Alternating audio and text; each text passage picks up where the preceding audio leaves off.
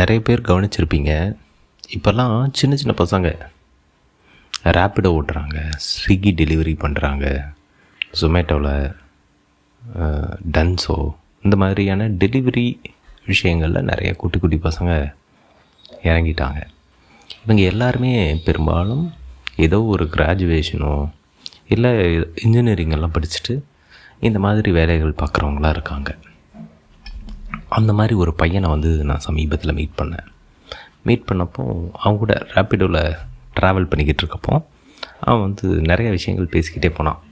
அவன் எந்த ஊர், என்ன படிச்சிருக்கான், அவன் ஃபேமிலி, இங்கே வேலை தேடி சென்னைக்கு வேலை தேடிக்கிட்டு இருக்கிறத பற்றியும், அவனோட அந்த பேஸு, அவனுடைய படிப்பு சரியாக அமையாததுனால இப்போ வேலை தேடுறது, நல்ல வேலை கிடைக்கிறதுல இருக்கிற பிரச்சனை, அவனுக்கு இங்கிலீஷ் தெரியாது, அதனால் வரக்கூடிய பிரச்சனைன்னு நிறையா சொல்லிக்கிட்டே வந்தான்.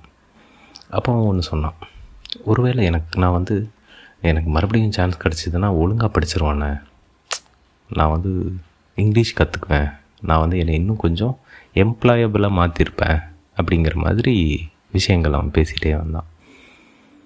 எனக்கு அந்த இன்னொரு வாய்ப்பு பற்றி அவன் சொன்னது மண்டுக்குள்ளே ஓடிக்கிட்டே இருந்துச்சு. நம்ம எல்லாருமே ஒரு மாதிரி எப்போவுமே அந்த செகண்ட் சான்ஸுக்கு ஏங்குறவங்களாக தான் இருக்கோம். அந்த இன்னொரு வாய்ப்பு நமக்கு கிடைச்சா நல்லாயிருக்கும் அப்படின்னு எப்போவுமே நம்ம நினைக்கிறோம். அது நம்ம தவறுகளை திருத்திக்கிட்டு நம்ம லைஃப்பை வேறு மாதிரி மாற்றிக்கிறதுக்கான ஒரு வாய்ப்பாக நம்ம ஃபீல் பண்ணுறோம். அந்த இன்னொரு வாய்ப்பை பற்றி தான் நம்ம இன்றைக்கி பேச போகிறோம். நான் உங்கள் மெட்ராஸ் மங்க் அதிஷா. இது நீயே ஒலி பாட்காஸ்ட். ஒவ்வொரு நாளும் காலையில் 8 மணிக்கு உங்களோட தினமும் பேசிக்கிட்டு இருக்கேன். வெவ்வேறு டாபிக்ஸு, வெவ்வேறு மாதிரியான கெஸ்ட்டோட நம்ம நிறைய விஷயங்கள் பகிர்ந்துக்கிட்டு இருக்கோம். இன்றைக்கும் அப்படி ஒரு டாப்பிக்கோடு தான் உங்களோட பேச போகிறேன். இன்றைக்கி நாம் பேச போகிற இந்த டாபிக் செகண்ட் சான்ஸ், அதாவது இன்னொரு வாய்ப்பு.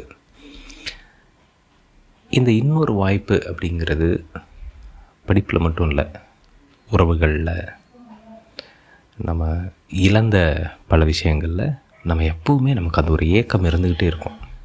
நம்ம எல்லாருக்கும் அந்த ஏக்கம் இருக்கும். ஏதோ ஒரு விஷயத்தில் கட்டாயம் உங்களுக்கும் அந்த மாதிரி ஒரு ஏக்கம் இருக்கும். இன்னொரு வாய்ப்பு கிடைச்சா நல்லாயிருக்கும், இன்னொரு வாய்ப்பு கிடைச்சா நம்ம இன்னும் பெட்டராக பண்ணிட முடியும், இன்னொரு வாய்ப்பு கிடைச்சா செய்த தவறுகளெல்லாம் திருத்திக்க முடியும், இழந்த விஷயங்களெல்லாம் மீட்டுற முடியும், இழந்த மனிதர்களெல்லாம் மீட்டுக்க முடியும் அப்படின்னு நம்ம எல்லாருக்குமே ஒரு தவிப்பு மனசுக்குள்ளே இருந்துக்கிட்டே தான் இருக்குது. நம்ம எல்லாருமே அந்த இன்னொரு வாய்ப்புக்காக ஏங்குறவங்களாக தான் இருக்கும். அதுவும் குறிப்பாக சில உறவுகள் பற்றி நம்ம யோசிக்கும்போது, நண்பர்களாக இருக்கலாம், காதலராக இருக்கலாம், நம்ம பெற்றோராக கூட இருக்கலாம். அப்போது அவங்கள பற்றி யோசிக்கும் போது அவங்கள நம்ம ஏதோ ஒரு வகையில் இழந்திருப்போம். அவங்களுக்கும் நமக்குமான நெருக்கத்தை இழந்திருப்போம், அவங்களுக்கும் நமக்குமான அந்த கனெக்ஷனை நம்ம இழந்திருப்போம். அதை இப்போ யோசிக்கும் போது நமக்கு என்ன தோணுன்னா, நமக்கு இன்னொரு சான்ஸ் கிடச்சிதுன்னா அவங்களோட அதை ரீபில்ட் பண்ணிக்கிறதுக்கான வாய்ப்பு நமக்கு இருந்திருக்குமோ, அது ஏன் நமக்கு இந்த இன்னொரு சான்ஸ் கிடைக்கவே இல்லை அப்படின்னு நமக்கு அதுக்கான ஒரு ஏக்கம் இருக்கும். சம்டைம்ஸ் நமக்கு தோணும், அந்த ஒரு வார்த்தையை நம்ம அன்றைக்கி சொல்லாமல் இருந்திருக்கலாமோ, இல்லை அந்த ஒரு நிமிஷம் மௌனமாக இருந்துக்கலாமோ, ஒரு நிமிஷம் நம்ம கொஞ்சம் கோவத்தை குறைச்சிருந்துருக்கலாமோ, ஒரு நிமிஷம் வெளியே போயிருந்துருக்கலாமோ, ஒரு நிமிஷம் அந்த ஃபோனை கட் பண்ணி இருந்திருக்கலாம் அப்படின்னு. ஏன்னா பல லைஃப்பில் இந்த ட்ராஜிக் மூமெண்ட்ஸ் எல்லாமே இந்த ஒரு செகண்டில், ஒரு நிமிஷத்தில் அப்படி தான் நடந்திருக்கும். அதுக்கப்புறம் நம்மளை அதை சரியே பண்ணவே முடியாத மாதிரியான ஒன்றா அது மாறிடும். பட் அப்படி இல்லை. யாருமே அந்த ஒர்ஸ்ட் மூமெண்ட்டை வச்சு நம்ம யாரையும் ஜட்ஜ் பண்ணவே கூடாது. ஆனால் உலகம் அந்த ஒர்ஸ்ட் மூமெண்ட்டை தான் பெரும்பாலும் வச்சு நம்ம எல்லாரையும் ஜட்ஜ் பண்ணுறதா இருக்குது. நீங்கள் ஒரு ரிலேஷன்ஷிப்லேயோ இல்லை ஒரு ஆஃபீஸில் எம்ப்ளாயியாவோ 10 வருஷம் 20 வருஷம் வேலை பார்த்துருப்போம், இல்லை ஒரு ரிலேஷன்ஷிப்பில் 10 வருஷம் இன்வெஸ்ட் பண்ணியிருப்போம். பட் ஏதோ ஒரு மொமெண்ட், ஒரு வார்த்தை, ஒரு தவறு அந்த ஒட்டுமொத்த உழைப்பையும் இல்லை ஒட்டுமொத்த நேசத்தையும் எல்லாத்தையும் காலி பண்ணிட்டு போயிடும். நமக்கு அப்போ தோணும், இன்னொரு வாய்ப்பு கிடைச்சா இதை சரி பண்ணி இருந்திருக்கலாமோ, ஐயோ நம்ம தப்பு பண்ணிட்டோமே அப்படின்னு. ஆனால் நமக்கு அந்த வாய்ப்புகள் தரப்படுவதே கிடையாது. நமக்கு ஏன் இன்னொரு வாய்ப்பு கிடைக்கவே மாட்டேங்குது அப்படின்னு எப்போ அது யோசிச்சிருக்கீங்களா? ஆனால் நமக்கு கிடைக்க மாட்டேங்குது அப்படிங்கிற அந்த ஏக்கம் மட்டும் மனசுக்குள்ளே இருந்துக்கிட்டே இருக்குது. அதுவும் குறிப்பாக ஒரு விஷயத்தை இழந்த பிறகு தான் அதோட அருமை நமக்கு வந்து தெரிய ஆரம்பிக்குது. நம்ம எப்போவுமே ஏதோ ஒரு விஷயத்தை இழந்துடுறோம். இழந்ததுக்கப்புறம் தான் இது தப்பு பண்ணிட்டோமே, இதை சரி பண்ணிக்கலாமே அப்படிங்கிற அந்த எண்ணம் வந்து நமக்கு வரக்கூடியதாக இருக்குது. அப்போது ஒருனோட அருமையை தெரிஞ்சுக்கிறதுக்கு அதை இழக்கணுமா என்ன? அது கூட இருக்கும்போதே, இல்லை அது நம்ம கையில் இருக்கும்போதே அதோட அருமை ஏன் நம்ம தெரிஞ்சுக்கிறது இல்லை அப்படிங்கிற கேள்வியும் வருது. அது இளமையாக இருக்கலாம், நம்மளுடைய எனர்ஜியாக இருக்கலாம். நம்ம வந்து டீனேஜில் சில விஷயங்கள் பண்ணியிருந்தோம்னா இப்போது நல்லா இருந்திருக்கலாமே அப்படின்னு நமக்குலாம் தோணும். Like financial planning எடுத்துவோம்.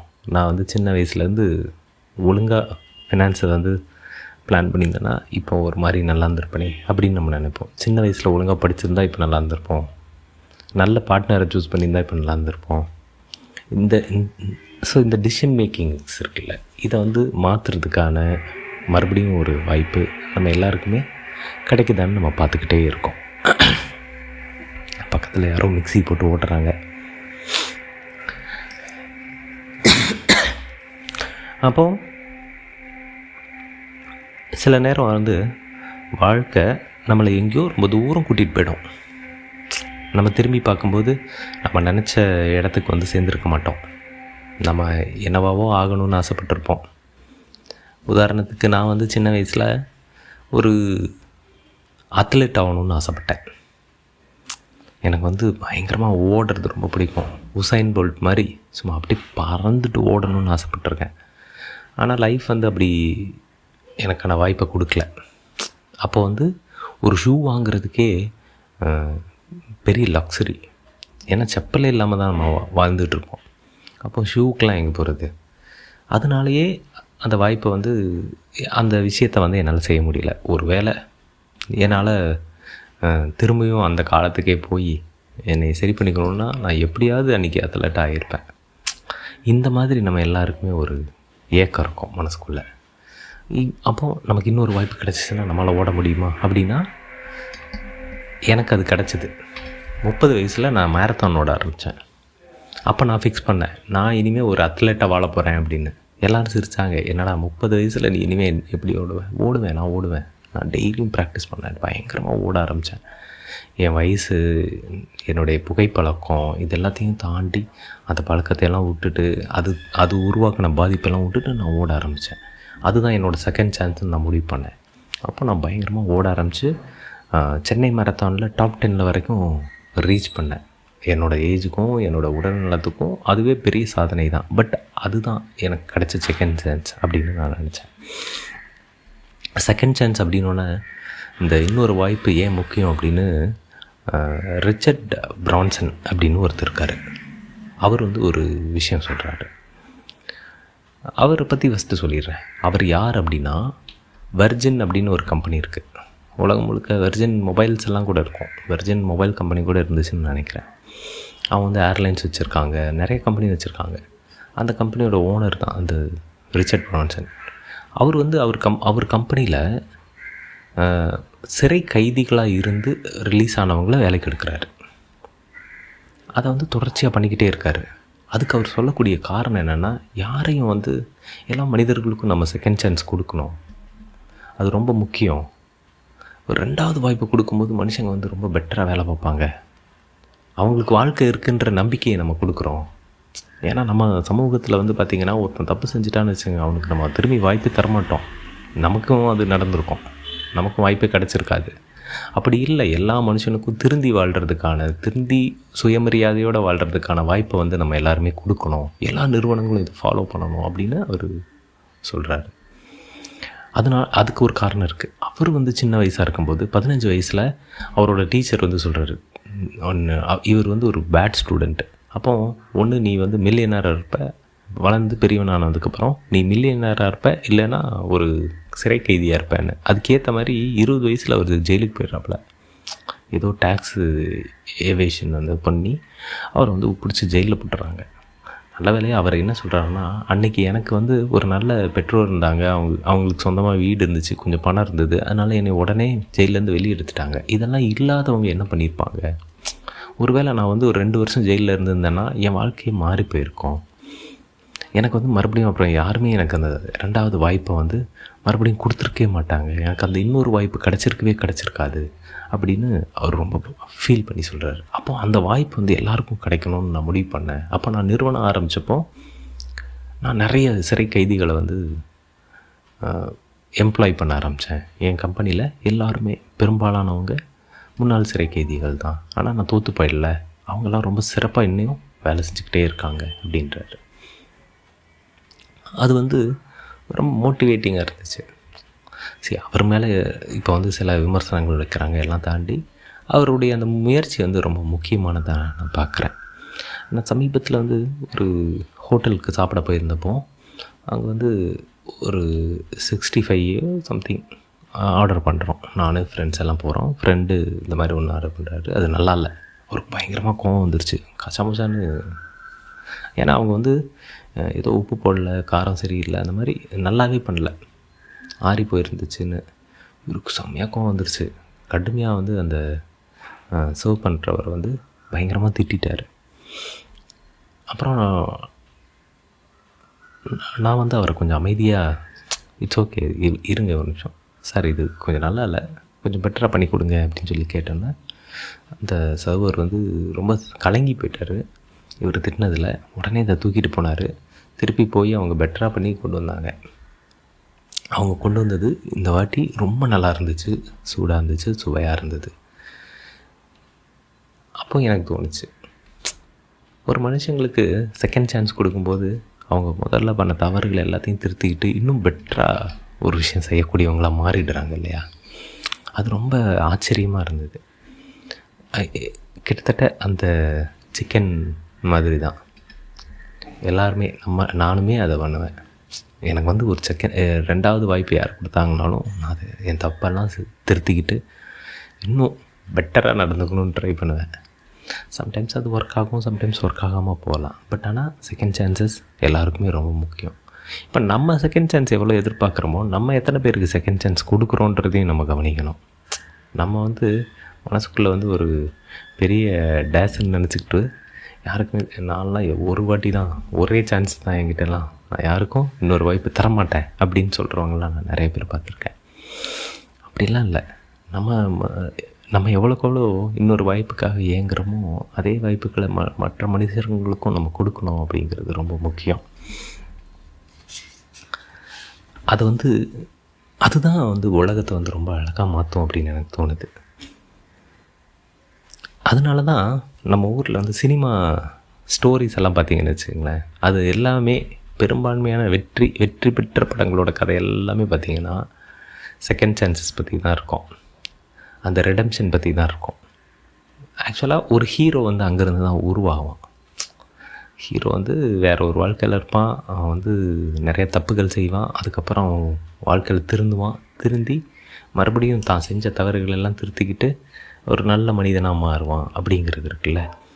இது வந்து எல்லா காலத்துலேயும் ஒர்க் ஆகும். நீங்கள் புதிய பாதை, உள்ளே வெளியே படத்துலேருந்து தொடங்கி அதுக்கு முன்னாடி ரத்த கண்ணீர்லேருந்து இப்போ வந்து டிராகன் ஒரு படம் வந்திருக்கு, அது வரைக்கும் எல்லா படமுமே இந்த 2வது வாய்ப்பை பற்றி தான் இருக்கும். நம்ம எல்லாருக்குமே இந்த 2வது வாய்ப்பு, ஒருத்தன் வந்து ஒரு பொண்ணை லவ் பண்ணுவான், அந்த பொண்ணோட பிரச்சனையாகிடும், அந்த பொண்ணை தவறாக நடத்திடுவான், இல்லை ஏதோ ஒன்று பண்ணிவிடுவான். அதுக்கப்புறம் செகண்ட் ஹாஃபில் அந்த பொண்ணை போய் கன்வின்ஸ் பண்ணுவான். ஃபஸ்ட் ஹாஃபில் ஒருத்தன் ரவுடியாக இருப்பான், அதுக்கப்புறம் திருந்தி அதனால் ஏற்பட்ட பிரச்சனைகள் எல்லாம் சரி பண்ணிக்கணும் அப்படிங்கிறது செகண்ட் ஹாஃபாக இருக்கும். சித்திரம் பேசுதடின்னு நினைக்கிறேன், அந்த படம் அதை பேஸ் பண்ணி தான் இருக்கும். இப்படி பெரும்பாலான தமிழ் சினிமா கதைகள் எல்லாமே இந்த செகண்ட் சான்ஸ் பேஸ் பண்ணி தான் இருக்கும். நீங்கள் நல்லா நோட் பண்ணி பார்த்தீங்கன்னா, ஏன்னா நம்ம ஏன் அது வந்து நமக்கு அந்த செகண்ட் சான்ஸ் கதைகள் வந்து ரொம்ப ஹிட் பண்ணுது அப்படின்னா, நமக்கு அது ரொம்ப தேவைப்படுது. நம்ம எல்லாருமே அதுக்காக ஏங்குறோம் உள்ளுக்குள்ளே, ஆள் மனசில். ஃப்ராய்டு வந்து இதை பற்றி எழுதியிருக்காரு, இந்த செகண்ட் சான்ஸ் பற்றி. ஷேக்ஸ்பியரோட கதைகள் எல்லாமே செகண்ட் சான்ஸ் பேஸ் பண்ணி தான் இருக்குது. மனுஷங்க வந்து திருந்துறதுக்கான வாய்ப்பு, திருத்திக்கிறதுக்கான வாய்ப்பு, மறுபடியும் தான் பண்ணதெல்லாம் சரி பண்ணிக்கிறதுக்கான வாய்ப்பு, இதுக்காக வந்து எப்போவுமே ஏங்குறவங்களாக இருக்கக்கூடியவங்களாக இருக்காங்க. அதனால தான் நமக்கு அது ரொம்ப பிடிக்குது. நம்ம எல்லாருமே நான் நீங்கள் எல்லாருமே டிசர்வ் அ செகண்ட் சான்ஸ். ஸோ நம்ம வந்து அது வந்து எல்லாருக்கும் கட்டாயம் கொடுக்கணும் அப்படிங்கிறது ரொம்ப முக்கியம். ஸோ எவ்வளோ நேரம் பேசியிருக்கேனே தெரில. இன்றைக்கி நான் பாட்டுக்கு கடகடான்னு நிறைய பேசிக்கிட்டே இருக்கேன். சில நேரங்களில் தவறுகள் நடக்கும், நம்மளும் தவறுகள் செய்வோம். தவறு செய்யும் போதும் நம்ம வந்து இந்த 2வது வாய்ப்பை கொடுக்குறவங்களா இருக்கணும். அதே மாதிரி இந்த 2வது வாய்ப்பு அப்படின்னு சொல்லும்போது மன்னிப்பு தான் இதோட அடிப்படையாக இருக்குது. நம்ம எல்லாருமே இந்த 2வது வாய்ப்பு அப்படிங்கிறது மன்னிப்புலேருந்து தான் உருவாகுது. நம்மளை மன்னிக்கும் போது நமக்கு 2வது வாய்ப்பு வழங்கப்படுது. நாம் பிறரை மன்னிக்கும் போது நாம் அவங்களுக்கு 2வது வாய்ப்பு கொடுக்குறவங்களா மாறுறோம். ஸோ நம்ம நிறைய பேரை மன்னிக்க ஆரம்பிக்கணும், நாமளும் மன்னிப்பு கோர்றவங்களாக இருக்கணும். அங்கேருந்து தான் நமக்கான 2வது வாய்ப்பு கிடைக்க ஆரம்பிக்கும். So everyone deserves a second chance. So நீங்களும் எல்லாருக்கும் அந்த 2வது வாய்ப்பை கட்டாயம் வழங்குங்க. இதுதான் இன்றைக்கி நான் பேசணும்னு நினச்சது. ஹோப் உங்களுக்கு வந்து இன்றைக்கி வந்து எனக்குமே இந்த டாபிக் ரொம்ப பிடிச்சிருந்தது. ஏன்னா நான்லாம் ரொம்ப இந்த 2வது வாய்ப்புக்காக ஏங்குகிற ஒரு ஆள் தான். ஸோ இதுதான் இன்றைக்கி பேசணும்னு நினச்ச விஷயம். நேற்று வந்து நாம் ஒரு விஷயம் பண்ணியிருந்தோம். புதிய கல்விக் கொள்கை இந்தி திணிப்பு சம்மந்தமாக ஒரு விவாதம். அதை வந்து யூடியூப்லேயும் நம்ம போட்டிருந்தோம். அதுக்கு ரொம்ப நல்ல வரவேற்பு நமக்கு கிடச்சிது. கிட்டத்தட்ட 1000 பேர் வரைக்கும் அதை யூடியூப்பில் பார்த்துருக்காங்க. அதுபோக நம்ம ஆஸ் யூஸ்வல் ஸ்பாட்டிஃபைல கேட்குற மனிதர்கள் வந்து எப்பவும் போல் நிறைய பேர் கேட்டாங்க, ரொம்ப நல்லா இருக்குன்னு சொன்னாங்க. தொடர்ச்சியாக இது மாதிரியான ஆரோக்கியமான விவாதங்கள் பண்ணுங்கள், கட்சி சார்பெல்லாம் இல்லாமல் அப்படின்னு நிறைய பேர் என்கிட்ட சொன்னாங்க. நிச்சயமாக நான் வந்து அதை செய்வேன். உங்களுடைய ஆதரவுக்கு என்னுடைய மிக மிக மிக நன்றி. தொடர்ச்சியாக இயங்குறதுக்கான அந்த ஊக்கத்தை வந்து இந்த ஆதரவு தான் எனக்கு கொடுக்குது. ஸோ உங்கள் எல்லாருக்கும் மிக நன்றி. நீங்கள் என்ன கருத்துக்கள் இருந்தாலும், என்ன விமர்சனம் இருந்தாலும், சஜஷன்ஸ் இருந்தாலும் என்கிட்ட தாராளமாக வந்து பேசுங்க. நான் ரொம்ப சந்தோஷமாக அதை எடுத்துக்கிறேன். ஏன்னா எனக்கு அதுதான் ரொம்ப முக்கியமாக இருக்குது. ஸோ எல்லோரும் உங்களுடைய கருத்துக்களை என்னோட தொடர்ந்து பகிர்ந்துக்கங்க. நீங்கள் எல்லோரும் இந்த பாட்காஸ்ட்டை தொடர்ந்து கேட்குறீங்கன்னு எனக்கு தெரியும். இதை கேட்டுக்கிட்டு இருந்தீங்கன்னா மறக்காமல் ஃபாலோ பண்ணுங்கள். யூடியூப்பில் கேட்டுருந்தீங்கன்னா சப்ஸ்கிரைப் பண்ணுங்கள். ஸ்பாட்டிஃபைல கேட்டிருந்தீங்கன்னா ஃபாலோ பண்ணுங்கள். உங்களுக்கு பிடிச்சிருந்ததுன்னா லைக் பண்ணுங்கள், கமெண்ட் பண்ணுங்கள். அதுக்கப்புறமா ஸ்பாட்டிஃபைல ரேட்டிங் கொடுங்க. ஸோ தட் எனக்கு தெரியும் நான் வந்து சுவத்தை பார்த்து பேசிகிட்ருக்கல, நிஜமான மனிதர்கள்கிட்ட பேசிகிட்ருக்கேன் அப்படிங்கிற ஃபீலை வந்து எனக்கு அப்போ தான் அது கொடுக்கும். ஸோ இதுதான் இன்றைக்கி நான் சொல்லணும்னு நினச்ச விஷயம். உங்கள் எல்லாருக்கும் மிக மிக மிக நன்றி. நாளைக்கு மறுபடியும் வேறு ஒரு சூப்பரான டாப்பிக்கோடு உங்களை நான் சந்திக்கிறேன். அதுவரை உங்களிடமிருந்து விடைபெறுவது உங்கள் மெட்ராஸ் மங்க் அதிஷா. இது நீயே ஒலி பாட்காஸ்ட். Tata, by by.